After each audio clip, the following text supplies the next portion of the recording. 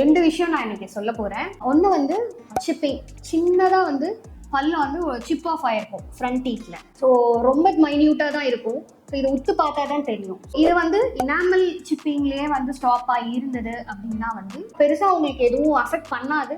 So அந்த appearance wise மட்டும் கொஞ்சம் ஒரு 1 வீக்குக்கு உங்களுக்கு வந்து டிஃப்ரெண்ட்டாக இருக்கும். அப்புறம் நீங்கள் அப்படியே யூஸ் டு ஆக ஆரம்பிச்சிருவீங்க. அதை வந்து கவனிக்காமையும் விட்டுடுவீங்க.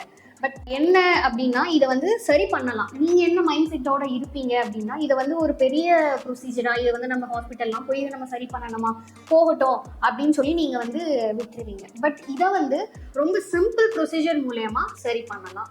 என்னன்னா ஜஸ்ட் ஒரு composite filling, tooth colour filling மூலயமா வந்து இதை சரி பண்ணலாம். நீங்கள் வந்து பழைய மாதிரி ஃபில்லிங் பண்ண மாதிரியே இருக்காது. சின்ன வயசில் வந்து ஏதாவது குட்டியாக உடஞ்சிருக்கும் பல்லு. ஸோ அதனால் நீங்கள் அப்படியே விட்டுருப்பீங்க.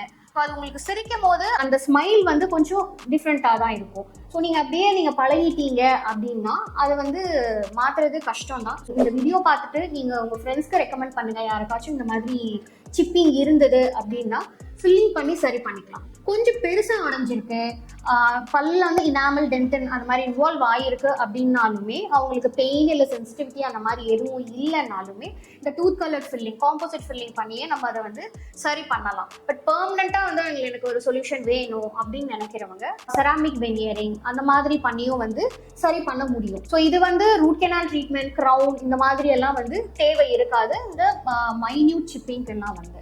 ஸோ இன்னொன்று என்ன அப்படின்னா ஸ்பேசிங், அதாவது ரொம்ப ஆப்வியஸாக தெரியாது, பட் அவங்களுக்கும் வந்து கொஞ்சம் இந்த மைல்ட் ஸ்பேசிங் இருக்கும் ஃப்ரண்ட் டீத்ல. ஸோ அதை வந்து இதுக்காக நம்ம வந்து போயிட்டு கிளிப் ட்ரீட்மெண்ட்லாம் பண்ணி சரி பண்ணணுமா அப்படின்னு சொல்லி விட்டுருவாங்க. சிலருக்கு வந்து இந்த 2 டூத்ல மட்டும் கொஞ்சம் மைல்டாக ஸ்பேஸ் இருந்திருக்கும். சிலர் வந்து அது வந்து லக்கி அந்த மாதிரி அந்த ஃபேக்டர் இல்லை வந்து அவங்க ஃபேமிலியில் எல்லாருக்குமே இருக்குது, இது ஏன் நான் வந்து சரி பண்ணணும் அப்படின்னு நினச்சும் வந்து கூட விட்டுருவீங்க.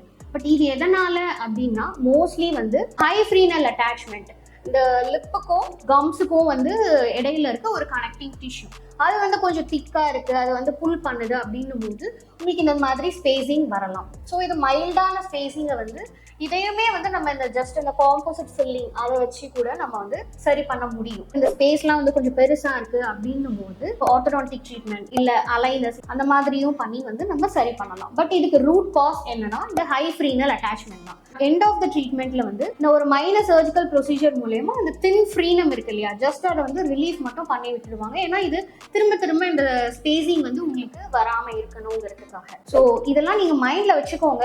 உங்களுக்கு வந்து இந்த மாதிரி ஏதாவது சிப்பிங் ஆஃப் இருக்கா, இல்லை ஸ்பேசிங் இருக்கா, ஜஸ்ட் மைனர் இதெல்லாம் வந்து ஜஸ்ட் ஒரு சிங்கிள் விசிட்ல நம்மளால வந்து கரெக்ஷன் பண்ண முடியும்.